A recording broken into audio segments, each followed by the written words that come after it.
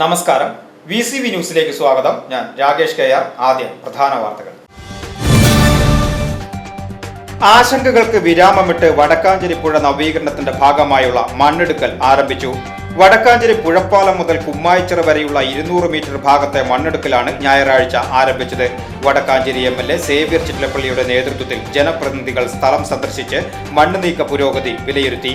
പുഴയെ വീണ്ടെടുക്കുവാനുള്ള ഊർജിത ശ്രമം നടക്കുകയാണെന്നും എല്ലാവരുടെയും സഹകരണം ഉണ്ടാകണമെന്നും MLA അഭ്യർത്ഥിച്ചു.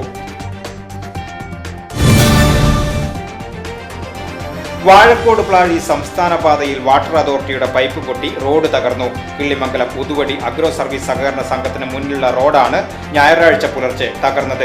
105 കോടി രൂപ ചെലവിൽ അന്താരാഷ്ട്ര നിലവാരത്തിൽ പൂർത്തിയാക്കിയ റോഡാണ് പൈപ്പ് പൊട്ടി തകർന്നത്. സമസ്ത കേരള ഇസ്ലാം മത വിദ്യാഭ്യാസ ബോർഡിന്റെ ആഹ്വാനപ്രകാരം 10,000-ഓളം മദ്രസകളിലായി നടത്തുന്ന ലഹരിവിരുദ്ധ ക്യാമ്പയിന്റെ ഭാഗമായി ദേശമംഗലം മുനവറുൽ ഇസ്ലാം മദ്രസ ഞായറാഴ്ച ലഹരിക്കെതിരെ സ്പെഷ്യൽ അസംബ്ലി സംഘടിപ്പിച്ചു.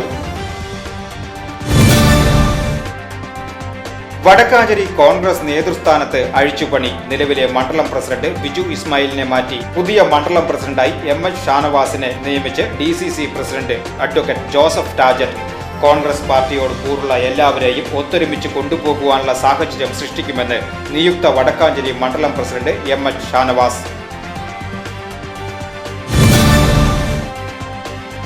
All Kerala retail ration dealers association AKRRDA Thalappilly taluk സമ്മേളനവും കുടുംബസംഗമവും വടക്കാഞ്ചേരിയിൽ നടന്നു.